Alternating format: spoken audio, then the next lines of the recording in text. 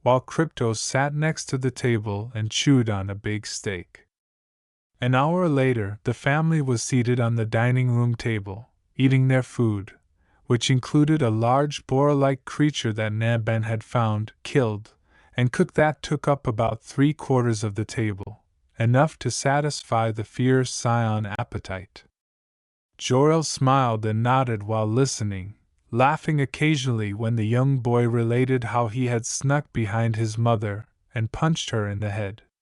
He recalled laughing all day long when Naban had a bump on the back of her head, and the woman complained about the disrespectful brat as she ate her meat. A knock on the door interrupted their meal, and after the two adults exchanged glances, Jor-El proceeded to answer it. He had never seen Zod before and typically had one of his guys pick him up, so he was shocked to see him standing outside his house. "Zod? Is something wrong?" he questioned. Zod's gaze was serious as he glanced at the scientist. "Jor-El, I must speak with you," he said. Jor-El arched an eyebrow at his seriousness. Although the general had always spoken in a serious manner, there was something about this that he wasn't sure what. Then, as she got closer to the door, Naban made herself appear.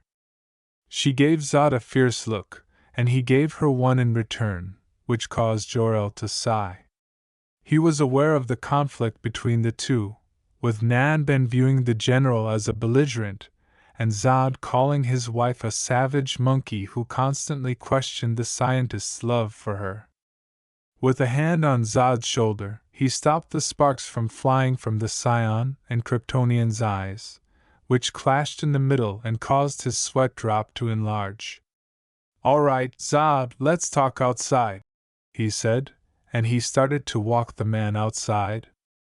Naban sighed and turned to return to the dining area, where she needed to go quickly before Naruto devoured all of the food. Damn Scion hunger, the two Kryptonian men stood outside, staring up at the sky as dawn approached. They were silent for a minute, with Jor-El waiting for Zod to speak. Eventually, the general began. "You are right, Jor-El," Zod said, causing Jor-El to stare at him bewildered. "This planet is facing its final hour, and yet, the Council does nothing to protect it." Zod's eyes were filled with rage as he clenched his fists, and Jor-El simply stared at him, unsure of where he was going. "It is time for a change," Zod said, his eyes growing sharper. "If our race is to survive, moves must be made," Zod said. Jor-El said, "And what do you have in mind, Zod?" Zod turned to face him. "If our race is to survive, the Council must be eliminated." The man's plans caused Jor-El's eyes to widen. "You plan to kill the Council? Are you mad?" Jor-El asked. "If the Council won't take charge for the prosperity of Krypton, they are useless," Zod said. "You are talking about war, Zod. Right when Krypton is in its last day. It's madness." Jor-El scowled at the guy, but Zod refused to back down and returned the glare. "No, not a war, with time so short, a rebellion. We must take every precaution we can to ensure our race's survival." Jor-El asked the general. "What are you planning, Zod?" with narrowed eyes. "In its centuries of thriving, our race has grown and evolved, bringing forth great strength and technology," Zod said, turning his head away from him to gaze at the vast city of Kryptonopolis. The lights were starting to turn on, illuminating the approaching darkness. Jor-El said nothing. Jor-El arched an eyebrow in perplexity as he said, "I am not a fool. I doubt many would so readily believe in our words about Kryton's destruction. As such, there is no time to get them to see the truth and evacuate. However, there is another way to ensure our race lives on." What was Zod saying? When he realized that Zod couldn't be mean, his eyes widened. Zod laughed when he saw his expression. I see your smart brain figured it out as usual. Yes, in order for our race to begin anew, I plan to take those loyal the true Kryptonian way and leave this doomed planet. We shall take to the stars and start anew. In time, the glory of Krypton shall rise again. With a fierce look in Zod's direction, Jor-El screamed, And what about the rest of our people? What about the men, women, and children? As if it were easy to grasp, Zod stated, Those young and strong will also be taken, as well as the females. We will need to repopulate our race, of course. Is that all you care about? Power? Zod, our race is on the verge of being whipped out, Jor-El said, grabbing Zod by the front of his uniform and drawing him near to his irate face. Ignoring the scientist's glare, the general pointed back to the city while crossing his arms and said, I would have thought you'd immediately agree with my Jor-El. Aren't you the one who demanded evacuation? All the more reason to bring down the council and gather the necessary forces to ensure the Kryptonian race's legacy, he said, releasing himself from Jor-El's grip. He sighed. Well, yes, but I wanted save those I could, any men, women, and child. To keep our race living. All you wish to do is rise an army. That's madness. No, it's survival. Our race has grown weak, Jor-El. I see that, because of our foolishness, we have allowed the planet's core to become unstable, using its energy for our own minimal desires. Our weakness must be eradicated, destroyed, and removed. It is time we leave behind the past of old and bring about a new future. A rebirth of the Kryptonians. One strong and full of power. Zod interrupted him, causing Jor-El to narrow his eyes at his longtime friend.